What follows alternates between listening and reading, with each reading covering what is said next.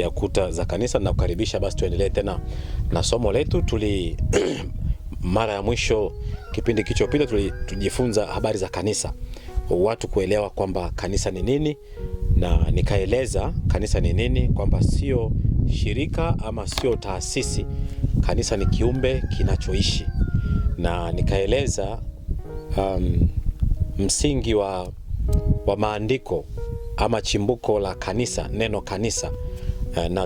Na nikaeleza kwamba kabla ya karne ya 13 watu walikuwa wanajua namna ya kupambanua jengo na kanisa, lakini pia tukasema kanisa kama linavyoitwa eklesia, kusanyiko la watu walio watakatifu. Sasa leo nitaka nisogee mbele kidogo. Kuna namna unayoweza chagua kanisa kwa maana ya kundi, sio jengo. Na maana yake hata wale ambao ni dini tofauti na dini ya Kikristo na tofauti ya kimadhehebu, lakini jambo la msingi ambalo ningelitamani ujue ni kwamba hata watu ambao ni washirikina wana makusanyiko yao. Na ndio maana kuna majengo yanayojulikana kwamba haya ni majengo ya waabudu shetani. Nitumie neno hilo, waabudu ama kanisa la shetani. Huwa tunatumia lugha tofauti, lakini tuseme kanisa kwa sababu na wao wanakusanyika. Hakuna mtu ama kitu kinachoweza kutumika pasipo kufungamanishwa na Biblia. Nimeshazungumza kwamba washirikina wanatumia Biblia, wafanikiwa mambo yao. Wafanyabiashara wanatumia Biblia, wafanikiwa mambo yao.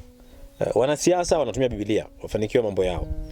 Waimbaji, wakulima, wafugaji, kwa kila mtu anataka kuitumia Biblia ili wafanikiwe. Kwa hiyo hawa walioamua kuhamia upande wa pili, manake walihama na vitu fulani vya upande huu wa kwanza ambao vinawasaidia kutembea na wao kufanikisha mambo yao. Kwa hiyo ninaposema kanisa, ninatamani uelewe kama kundi, kundi la watu wale ambao wameamua kumfuata Kristo, wamempokea Kristo, ambaye Kristo amezaliwa ndani yao, na huyu Kristo ni Bwana na Mwokozi wa maisha yao. Bwana Yesu asifiwe sana. Kwa hiyo sasa nataka wewe sasa, kama ni mtu wa kawaida, unawezaje kujua kwamba kanisa hili niingie, kanisa hili niingie, nisiingie? Nikiwa na maana niingie kwenye kundi hili ama niingie kwenye kundi hili, ama nisiingie kwenye kundi hili, nisiingie kwenye kundi hili. Achana na majengo. Bwana Yesu asifiwe sana. Sasa pia kutokana na muda unavyokwenda, Mungu tu mwenyewe anisaidie niweze kumaliza kuifanya hii kazi kwa usahihi, lakini nikiangalia muda naona kama unanitupa mkono sana. Kwa hiyo sababu ya kwanza tuisome kwenye kitabu cha waraka wa Paulo kwa Wakolosai. Waraka wa Paulo kwa Wakolosai, sura ya kwanza aya ya 18. Neno la Mungu linasema hivi. Linasema, naye ndiyo kichwa cha mwili, yaani cha kanisa, naye ni mwanzo na ni mzaliwa wa kwanza katika wafu, ili kwamba awe mtangulizi katika yote. Kwa hiyo unapoamua kukusanyika, kwenda kujihudhurisha na kundi fulani la kimungu, jambo la kwanza kuangalia ni kwamba wanamkubali ama wanakubali na kuamini kwamba Kristo ndio kichwa cha kanisa. Yaani hivi ni vitu muhimu sana. Watu wengi wamekuwa wanaingia jengo hili, ameingia jengo hili, katoka kaingia taasisi ile. Kuna mdogo wangu mmoja akaniambia, nimezunguka kwenye taasisi tofauti, kwenye dini tofauti, madhehebu tofauti 6.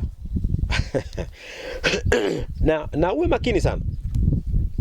Na kuna watu wanasema nitumie tu hivyo, wanasema Mungu wa madhabahu hii madhabahu hii. Sasa Ni lazima ujue kwamba Mungu ni cheo, sio jina. Kwa hiyo unaweza ukajifungamanisha na madhabahu ambayo ikakutesa. Na Biblia inatuambia tuwe makini na namna tunavyotoa sadaka katika kila madhabahu. Sio unaweza ukatoa sadaka yako kwenye kila madhabahu. Manake usitoe sadaka yako kwenye kila kanisa, kwenye kusanyiko, kwa sababu ni lazima tukubaliane kimsingi kwamba hawa watu wanamkubali Yesu Kristo na kumwamini kwamba yeye ndio kichwa cha kanisa. Kuna wengine wanamwamini Mungu Baba tu, Jehova, kwamba ndiye Mungu. Yesu Kristo hawaamini, wala habari za Roho Mtakatifu hawaamini. Sasa ukijichanganya huko, uwe radhi kwamba na wewe umeshafanya utafiti na kujiridhisha kwamba kweli ni Yesu Kristo peke yake. Biblia inasema Mungu mmoja aliyejipambanua katika nafsi ngapi? 3. Baba, Mwana na Roho Mtakatifu. Wengine wanakubali uungu wa Yesu, manake Mungu Baba wanamkubali uungu wa Yesu, lakini wanakataa uungu wa Roho Mtakatifu. Wao wanaiona ni nguvu ya utendaji ama nguvu ya kiutendaji ambayo Mungu alikuwa kutumia, lakini huyu hafai kuitwa Mungu. Sasa Biblia yenyewe inatuambiaje? Inamthibitisha kwamba Roho Mtakatifu naye ni Mungu ama hapana? Rudi kwenye swali la msingi kwamba Mungu mmoja katika nafsi 3, ni nafsi tu, lakini ni Mungu huyu mmoja. Sasa wanaamini hivyo. Kwa hiyo jambo la msingi la kwanza unalopaswa kuliangalia kwamba je, wanakubali na kuamini kwamba Yesu Kristo ndiye kichwa cha kanisa? Soma pia waraka wa Paulo kwa Waefeso 1:22 na 23. Bwana Yesu asifiwe sana. Namba 2, hakikisha kundi zima linakubali Biblia nzima kuwa ni neno la Mungu. Sasa hapa kuna technical issue tena. Vitabu 66 ama vitabu 73 ama 100 na kitu, kwa sababu vyote vinahesabika kama ni Biblia. Sasa hapo ndipo ambapo ningekutaka urudi kwenye dini na dhehebu, ili utakapojifunza dini ni nini na ukaelewa dhehebu ni nini, itakusaidia kuchagua kundi utakalolitaka. Kama la vitabu 100 vya Biblia, there you go. Kama 73, join them. Kama 66, team up. Kwa hiyo ni lazima ufike mahali wewe mwenyewe uwe umeshafanya utafiti na uhakikishe kwamba lile kundi unaloliendea wanakubali vile vitabu vyote kwamba ni neno la Mungu. Soma Timotheo, sio kama tutaweza haraka waraka wa pili wa Paulo kwa Timotheo 3:16 unasema nini? 12:16 inasema kila andiko lenye pumzi ya Mungu lafaa kwa mafundisho na kuwaonya watu makosa yao na kuwaongoza na kuwaadabisha katika haki, ili mtu wa Mungu awe kamili, amekamilishwa, apate kutenda kila tendo jema. Wanapoikubali kwa mtu yoyote ambaye ni Mkristo kwenye kusanyiko hilo, ambaye amemruhusu Roho Mtakatifu kuingia ndani yake, amemruhusu Kristo kuingia ndani yake, amemruhusu Jehova Mungu Baba kuingia ndani yake, huyu mtu hawezi kutenda tendo la kwake peke yake. Manake kupitia hiyo na maneno ambayo yanapatikana kwenye Biblia mtu huyu atakuwa kamili na anaweza kutenda kila tendo jema. Bwana Yesu asifiwe sana. Kwa hiyo jambo la pili kujihakikishia kwamba hawa watu, hawa mabwana unaowafuata, hili kundi unalotaka kuenda kuliingia, linakubali Biblia nzima kuwa ni neno la Mungu. Sababu namba 3, hakikisha unaokutana nao wanafundisha kweli kuhusu utu wa Bwana Yesu Kristo. Tulikuwa tunasoma waraka wa Paulo kwa Timotheo, sasa tunatakiwa tusome waraka wa Paulo kwa Wakolosai 2:9. Bwana Yesu asifiwe sana. Neno la Mungu linasemaje? Linasema, maana katika yeye unakaa utimilifu wote wa Mungu kwa jinsi ya kimwili. Kwa hiyo hakikisha hawa unaokutana nao wanafundisha vizuri kabisa na wanafundisha kweli kuhusu utu wa Bwana wetu Yesu Kristo. Lakini sababu ya 4, hakikisha kuna mafundisho sahihi kuhusu kazi ya Yesu Kristo. Hakikisha yako mafundisho sahihi kuhusu Bwana wetu Yesu Kristo. Sasa sijui, kwa sababu ya muda nafikiri twende hivyo hivyo. Waefeso 2 soma 8. Neno la Mungu linasema, kwa maana mmeokolewa kwa neema kwa njia ya imani, ambayo hiyo haikutokana na nafsi zenu, ni kipawa cha Mungu, wala si kwa matendo, mtu awaye yote asije akajisifu. Umeona? Kwa hiyo tunajua maana tu kazi yake, tuliumbwa katika Kristo Yesu tutende matendo mema ambayo tokea awali Mungu aliyatengeneza ili tuenende nayo. Kwa hiyo hawa watu lazima wafundishe mafundisho kwa usahihi kuhusu kazi ya Yesu Kristo. Soma pia kitabu cha waraka wa kwanza wa Paulo kwa Wakorinto 15 aya ya 1 mpaka ya 4. Jambo lingine la 5 tunasema chunguza. Kundi linafundisha nini kuhusu damu ya Kristo? Kuna baadhi ya watu wanatumia damu ya Yesu Kristo kama tuseme grease hivi kulainisha vitu, ama kama sabuni hivi ya kuoshea vitu. Lakini hapa tunataka kujua kwamba sisi tulikombolewa kwa damu ya thamani. Kuna damu, lakini hii ni damu ya thamani, sio damu ya mafahari, bali ni damu ya thamani. Kwa kile kilichopotea lazima kitoke chenye kufanana nacho ili kukomboa kile kitu kingine. Bwana Yesu asifiwe. Yaani hatuwezi kukombolewa kwa kitu kingine isipokuwa kwa damu ya Yesu Kristo.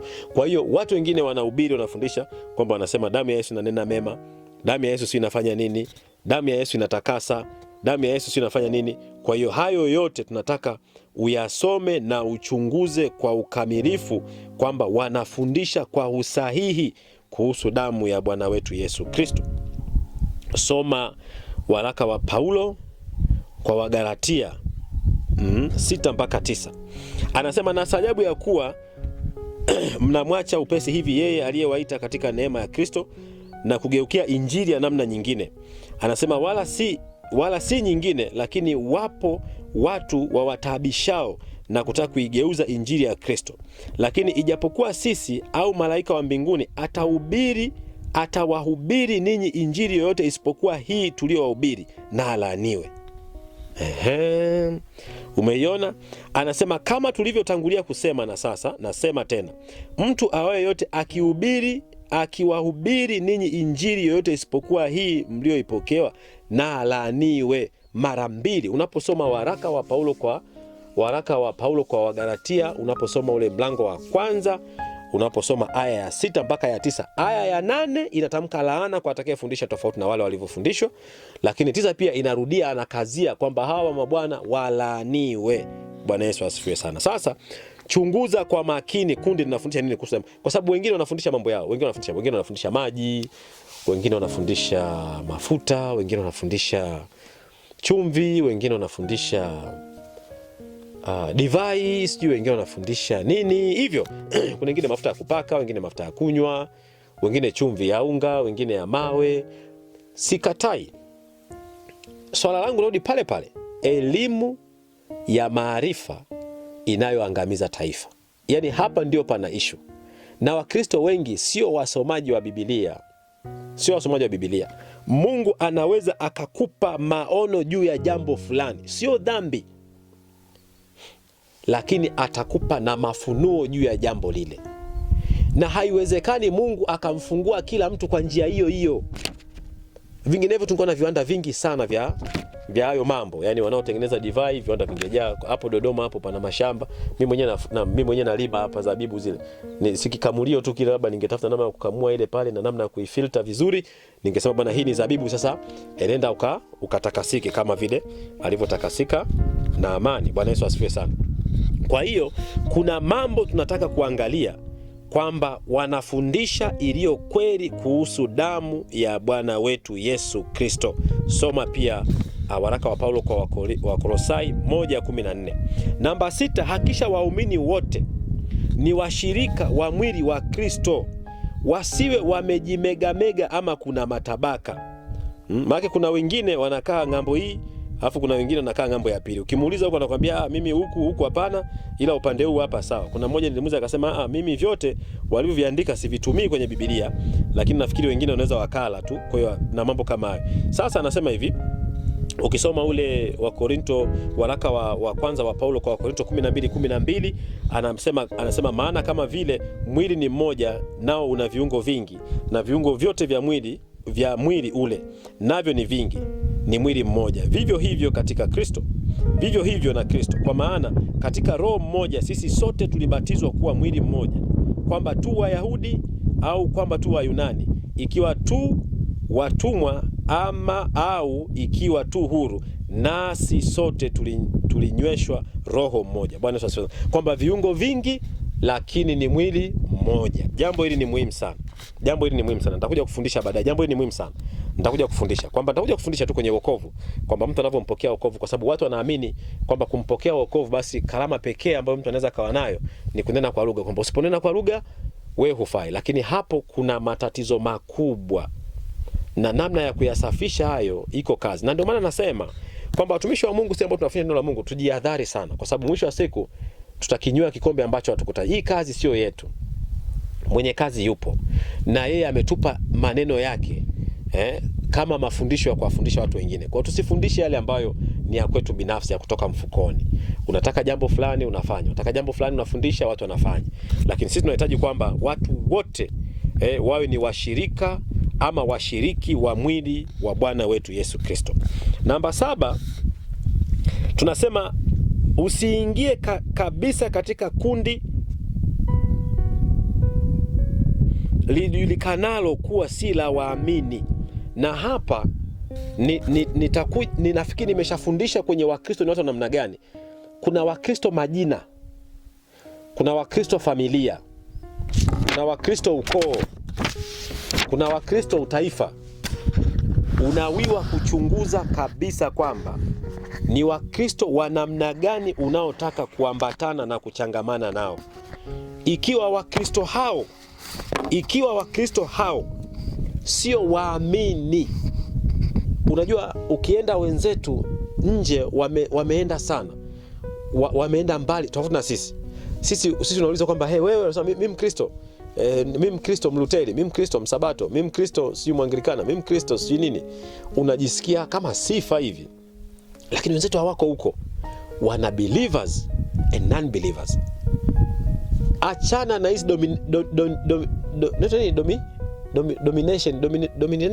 domination sijui. Yaani achana na haya mambo kwamba mimi sijui ni huyu, mimi huyu. Biblia ilishaonya. Mwingine akasema kwani ukisema mimi wa Kefa, mimi huyu wa nani? Kwani Mungu sio mmoja ama unataka kumgawa Mungu? Lakini wenzetu wameenda mbali kwamba wana mtu anayeitwa believer, alafu wana mtu ambaye ni non-believer. Bwana Yesu asifiwe sana. Kwa hiyo katika hiyo ndio wanatembea na watu wa namna hiyo. Hawana shida. Hawana shida na taasisi yako. Hawana shida nayo. Wana shida kwamba wewe unaamini ama hapana. Biblia inasema kwamba wale wote waaminio na kubatizwa. Alafu sehemu nyingine anasema wale wote waliomwamini aliwapa uwezo wa kufanyika nini? Sio Wakristo familia, sio Wakristo ukoo. Kuna Mkristo anayezaliwa na babake na mamake na anajua naye Mkristo. Unajua, huwa natafakari sana. Nilimuuliza mtu siku moja, kwani kitabu kilichoandika njia ni pana, geti ni pana na wengi waendao potevuni na wengi wanaenda potevuni kupitia njia hiyo ni kitabu gani? Akaniambia Biblia. Na Biblia inasomwa na watu gani? Wakristo. Kwa hiyo tusipokuwa makini, Wakristo ndio wengi na ndio wanaoelekea potevuni. Kwa sababu wao wamesimama kwa msingi wa taasisi, lakini hawana neno la Mungu ndani yao. Kwa hiyo Biblia inasema kwamba wale walioliamini neno lake, wale walioliamini jina lake, aliwapa uwezo wa kufanyika wana wa Mungu. Believers. Achana na hizi habari kwamba mimi ni Mkristo. Wewe huko utakuwa unataabika, unateseka bure. Ondoka huko. Simama kwamba mimi ni muamini. Na ukishasimama kwamba mimi ni muamini, Mungu anakupa uwezo wa kufanyika wewe kuwa mwana wa Mungu. Anasema ndio hao waliaminio nini? Jina lake. Hapa ni lazima uhakikishe kwamba kundi ambalo naliendea ni la waamini na wanamwamini Yesu Kristo, wanaliamini neno la Mungu ambalo ni Biblia. Mungu akusaidie. Hiyo soma waraka wa pili wa Yohana 10, soma yote, ama waraka wa kwanza wa Paulo kwa Wakorintho 5:13, soma yote kwa muda wako. Sababu ya 8 ambayo nitataka nikupe itakayokusaidia kuchagua kundi la kuliingia ama kanisa la kuliingia. Kuna mtu mmoja nilipata ushuhuda, mwenzake kwamba tunataka kusali bwana kanisani, tunataka kusali kanisani, tunataka kusali kanisani. Akasema siku moja mimi nataka nje nisali, kwa sababu akaona yule mtu ana mafanikio ya mwilini. Akaenda kwenye hilo kanisa Dar es Salaam. Alipofika pale wakaingia. Walipoingia, pa kuingia tu pale kuna makabati upande huu na upande huu. Hasa bwana akaona mwenzake anatoa nguo anatundika pale. Bwana imekuaje? Mle ndani kuna watu wazima, wa kike na wa kiume. Akamwambia utaratibu wa kanisa ndio hii, kwa hiyo vua nguo tundika pale, uchi wa mnyama, kurudi huwezi.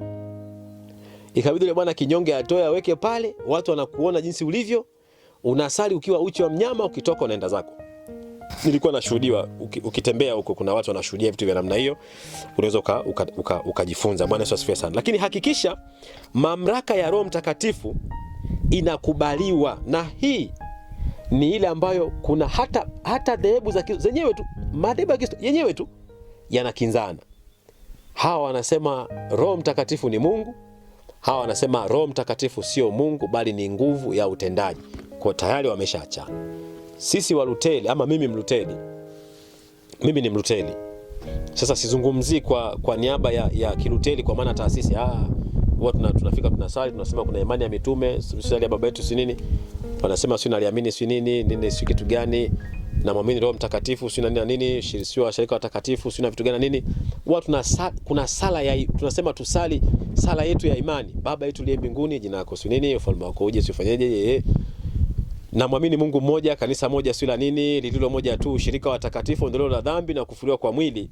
Manake hiyo ndio imani ya Kiluteli. Hapo ndio penye imani ya Kiluteli. Sasa ukisoma ile imani, kama unataka kwenda kwenye dhehebu lingine, waambie wakupe imani yao, wanaamini nini. Hawa wanasema tunamwamini Mungu mmoja, kwa hiyo wanamwamini Mungu mmoja. Je, hao unakotaka kwenda wanaamini nini? Na mambo kama hayo. Kwa lazima hakikisha mamlaka ya Roho Mtakatifu inakubaliwa. Waraka wa pili wa Paulo kwa Wakorintho 3:17 na kitabu kile cha waraka wa Paulo kwa Waefeso 4:13. Sababu ya 9 ambayo nataka uiangalie pia, kwamba hapa pana shida.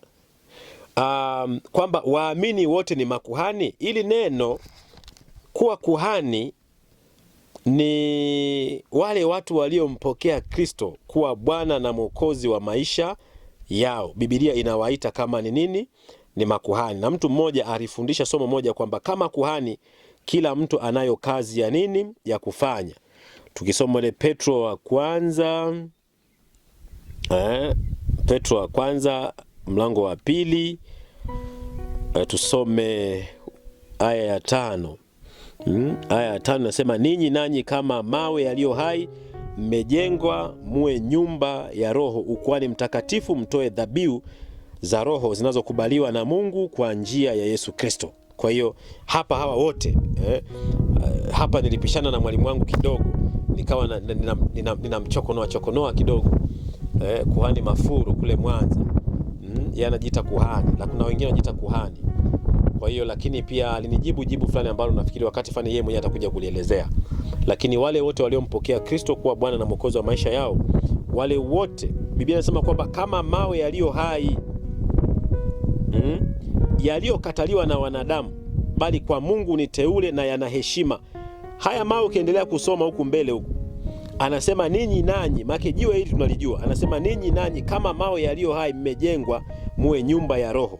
Lakini ukienda kule kwenye 9, anasemaje kwenye 9?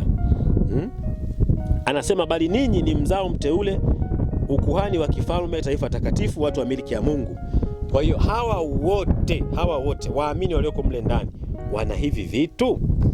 Kwa hiyo mimi nimeweka huo msingi wa sababu hizo 9 za kuweza kujua kwamba je, kundi hili nijiunge ama kundi hili nisijiunge. Baada ya hapo utakuwa na maamuzi thabiti na hautajuta kwa lile amua ambalo umeliamua wewe mwenyewe ndani yako kwamba ninaamua kwenda na dini hii ama ninaamua kwenda na dhehebu hii. Nitakachokutana nacho kule mbele ya safari, basi nitakuwa tayari kupambana nacho. Lakini wakati mwingine rejea kwenye Biblia.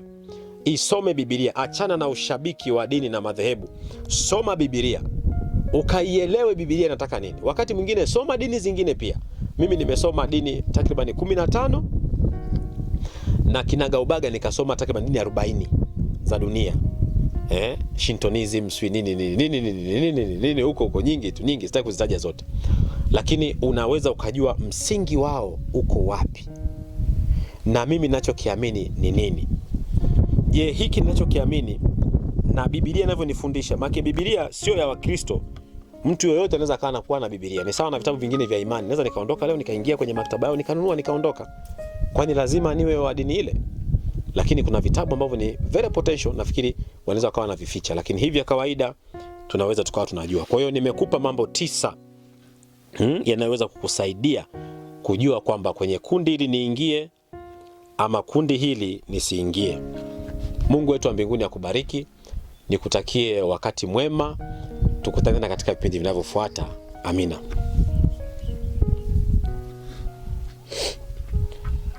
Bwana Yesu asifiwe. Basi katika ule mtiririko ambao tulikuwa naenda nao wa mafundisho ya neno la Mungu kuhusu namna ya kuchagua kanisa.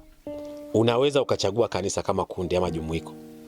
Lakini hawa nao wanaotaka kukupokea na wao wafanyaje? Kwa sababu wao pia wanapaswa kufuata kwenye taratibu fulani na kanuni fulani zitakazowasaidia kujua kwamba mtu huyu ni sahihi ama hapana. Biblia inasema kwamba na wengine ni mbwa mwitu waliojipendeza kwa siri wakaingia ndani ya zizi. Kuna wengine wako ndani lakini kusudi na nia yao sio moja. Leo hii tunaweza tukaona mkanganyiko ambao tunapitia. Unaweza kushangaa huyu yuko huku, huyu yuko huku, huyu ambaye alikuwa anategemea wawe kule kumbe ni wa huku, alikuwa anategemea kuwa huku ni wa kule na vitu kama hivyo. Sasa tuna vitu ambavyo tunataka kujua kwamba huyu mtu kweli kama kundi limpokee. Sababu nilizofundisha za kwanza zilikuwa wewe kama unatafuta kundi la kwenda kuingia pale ili uweze kuabudu pamoja nao. Lakini sababu hizi ninazozifundisha hapa, ninafundisha kwamba sasa kundi linapokuona wewe unakuja likupokee ama hapana. Siku moja tulikuwa Vianzi, sehemu moja kule Vikindu. Nilikuwa na mwinjilisti wangu fulani wa mtaa. Halafu akatokea mtu mmoja akaja akasema, bwana unajua mimi nilikuwa na wenzangu ngambo ile mambo mengi, sasa sijui nini, nimeona bora niache kule nihamie kwenu, nimeona sijui mna nini, sina na nini. Unajua mkiambiwa kwamba naona kama huku Mungu yupo, kwa hiyo vichwa vinapanda. Bwana vichwa vinakuwa vikubwa kuliko ni moyo. Bwana vitu kama hivyo. Mwishoni yule bwana akasema sasa sina vitu gani na nini, kwa sababu narudi nyumbani, nilikuwa naomba mnisaidie nauli, mnichangie alafu niende. Mimi nikamkatalia mwinjilisti, lakini baadaye mwinjilisti aligoma, nafikiri kwa sababu ndio kiongozi wa taasisi, akachangisha ule mchango. Yule bwana alivyoondoka pale, nimekaa pale mimi nafikiri miaka, sikuwahi kumuona hata siku moja. Lakini matatizo yangu ni nini? Ni kwamba mtu huyu anaweza akachukua ile sadaka kwa sababu ameichukulia madhabahuni na ameichukua kwenye mikono ya watoto wa Mungu. Anaweza akaipeleka sehemu ya kuipeleka, huduma ya Mungu ikateteleka, kwa sababu mlimpa wenyewe kwa kupenda, hakuwalazimisha. Kwa hiyo umechukua hela za watu,